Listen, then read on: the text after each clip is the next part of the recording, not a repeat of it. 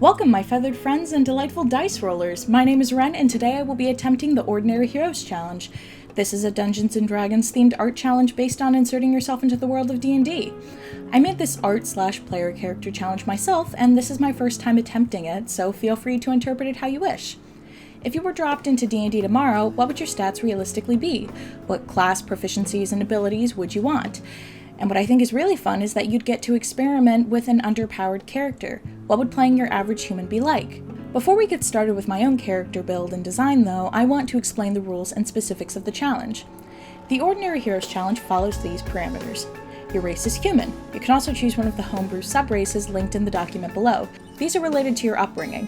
Were you raised in a city, a suburb, maybe in a swampy or snowy place? Maybe you grew up near a desert. Wherever you come from, it'll benefit you in some way while you're fighting off bandits and beasts. Your base stats are not rolled, rather they're handpicked based on your real-life capabilities and the modifiers you think you would have. A pretty good rule of thumb is +0 for average, +1 for good, +2 is skilled, and etc. for the negatives as well. Your level is based on your current stage in life. Levels 1 to 3 are middle school and younger, 4 to 5 is high school, 6 to 7 is post-high school, early college, 8 to 9 is mid to late college and trade school, and level 10 is college graduate/post-secondary education with financial independence, or alternatively, you're holding down a job and live independently. I'm capping the levels at 10 because frankly, that's pretty damn powerful, and also we're going for realism, not exaggerated. I highly doubt any of us would just drop in as a level 15 barbarian tomorrow, you know? You choose your alignment, but try to keep it realistic to your values. This parameter can be ignored if you don't care about alignment. As for class and background, that's up to you. Now that we've gotten the rules out of the way, I can talk about my own character. I do want to make a note of a small disclaimer regarding my own build though. I exclusively play games based on a mixture of hard rules and homebrew, and as such, homebrew is at the core of this challenge. I want to have a nice big canvas to present to you all, so it's time for me to get tiny. For starters, I chose the urban human subrace. I was raised in a suburban area of the good old Gator State, and while I have a quite bit of swamp knowledge, I wasn't raised in any rural Floridian towns. As for my background, I chose the jack of all trades. Growing up, I was raised to learn a bit of everything, both in terms of art and other skills, especially home improvement and DIY. So I chose carpenter's tools and painter's tools for my toolkit proficiencies. Choosing my alignment got a little complicated. When I took my quiz results, I was in a close tie between chaotic neutral and good, and it wasn't until I saw this comparison on Reddit that I settled on chaotic good as the best representation of my alignment. When it came to stats, I had this difficult balance between both keeping realism to my weaknesses and not downplaying my strengths. Because after all, if the character I make is broken as hell, it would be a little hypocritical, don't you think? So after consulting some friends and family, I came up with the following ability scores.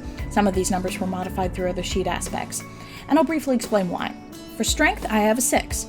I have a weight cap because otherwise I'll injure myself, and overall, due to my chronic pain, I'm not a very strong person. In dexterity, I have a 12. Even as a kid, I was always very good at making small, quick motions like dodging and dodgeball and tag. And while I don't do that much anymore as an adult, I am very deft with my hands, such as having a natural skill to make small defined movements like working with small parts and tools or brushes. And I have a hidden talent of being able to pick up and grab objects with my feet without much effort. I also want to make a note of a feature I'm adding. I'm giving myself disadvantage on dex saves when I don't have my cane, because without my cane, my ease of motion isn't as fluid, and I'm a lot clumsier than I already am since I have nothing to balance myself with. For Constitution, I gave myself a 10. While my body isn't exactly the picture of function or health, I have the privilege of not being immunocompromised on top of that, so I didn't add any negatives. For Intelligence and Wisdom, I gave myself a 16. I grew up with excellent grades in school and also had a very intelligent parent, and while my career choices had to change, I still retained the skills I learned both in school, intelligence, and at home, wisdom.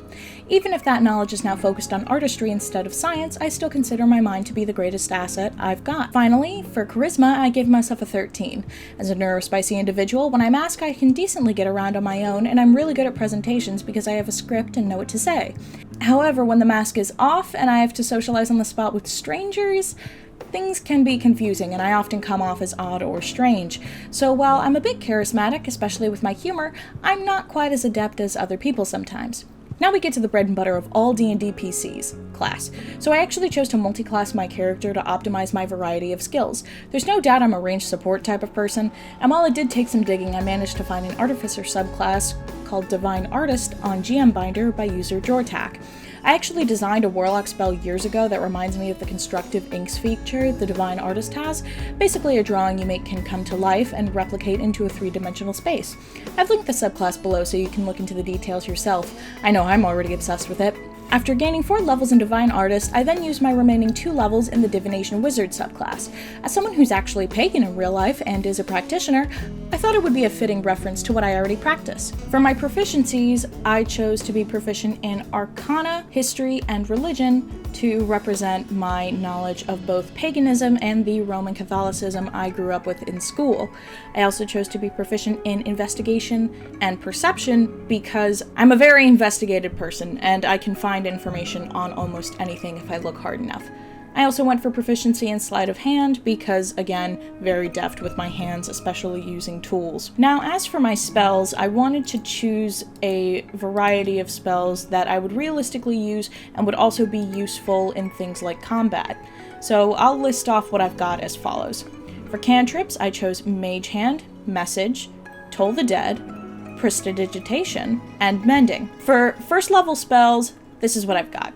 Color Spray, Silent Image, Tasha's Caustic Brew, Sanctuary, Expeditious Retreat, Cure Wounds, Identify, Detect Magic, Featherfall, Find Familiar, Magic Missile, and Shield.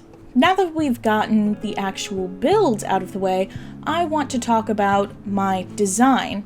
I took a lot of inspiration from the actual live D&D show Dimension 20 by College Humor, so I'm making a profile card similar to a combination of what they did in the Unsleeping City as well as Fantasy High. For my outfit, I knew I wanted a combination of cottagecore themes and practicality, so I went for an oversized bow to tie my hair back, and I actually went on social media and pitched 4 different designs of outfits that I wanted to wear. I had a jumpsuit variant and a skirt variant, both in a green and brown color palette as well as a navy and gray palette, and a lot of the responses I got really favored the green and brown palette and were kind of confused as to why the other one was all blue, but I just really like blue. I ended up choosing to have the skirt be an overskirt that I would wear when the party is going about town and we're just kind of exploring, but when I'm in combat I would take the overskirt off and the jumpsuit would be underneath. Because frankly I liked both and they were kind of 2 different themes, but I wanted the best of both worlds. Now as for actually rendering the piece, I haven't done a full digital painting in probably a year just because I've been so focused on both my comics and the assets I made for YouTube, though my last video did have a rendered piece of the protagonist of my comic book series, The Mock Witch, so that does count as well. But I wanted to try something different. Here's an example of the art study I did that kicked off this project to begin with. And for my wizard familiar, I ended up choosing a ghost kitten, which is a homebrew familiar that a different user made. That's also linked below. And I wanted the entire magic motif to be rainbow colored smoke/ink.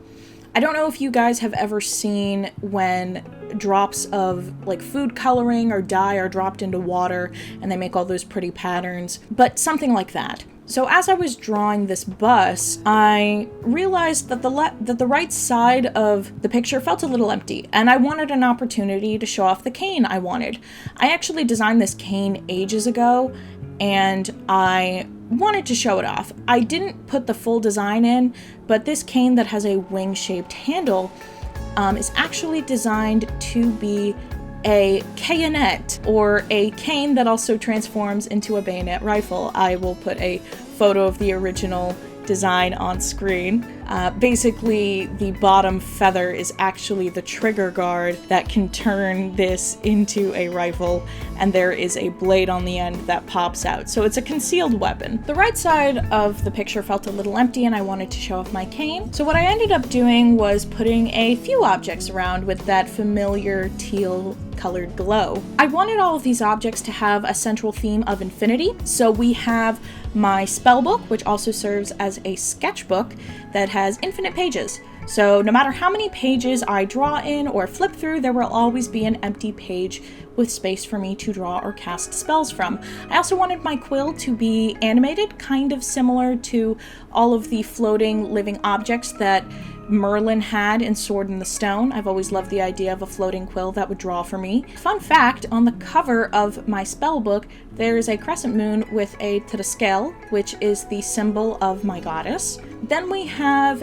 a coffee cup with infinite coffee, so I never run out of my favorite coffee that is homemade. I make the best coffee, thank you very much. And then finally we have a glass dip pen with the familiar rainbow ink that is also infinite, so I never run out of ink to draw with. All in all, this was a very fun project, and I really want to do this more. I also really enjoyed making these profile cards. I think I might make it a commission option. It was just really fun to do, and I really enjoyed messing around with the layer effects. And fun fact, the ghost kitten is actually inspired by my cat Tinkerbell, who passed recently. But I think I did her justice. I made her look very pretty in this illustration, and I'm really enjoying it. If you like this video, like the video. And if you want to see more of my content, you can always subscribe and put on notifications if you'd like. The main space you will find updates are in my community tab. I am very active there, and I always give updates on my content and what is coming and when. I'm also very excited to start working on making a Gumroad to release some freebie digital items for everyone.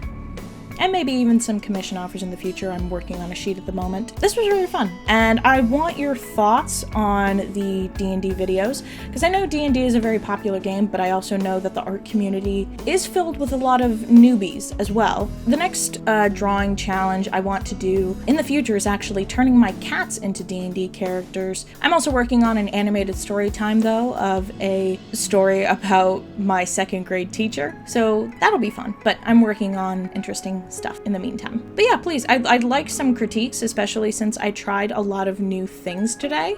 Both the mini-me sprites, the end card style, all of stuff like that. Because I know I usually keep it silent, but I wanted to try something different, you know? For now though, let me know what you think in the comments. I'd definitely love to have some interesting discussions about D&D. And if you enjoyed the challenge and you want to try it for yourself, please don't hesitate to tag it Ordinary Heroes and tag me. I would love to see what all of you create if you're interested in doing so. For now though, stay hydrated, stay safe, and be yourselves. Ciao!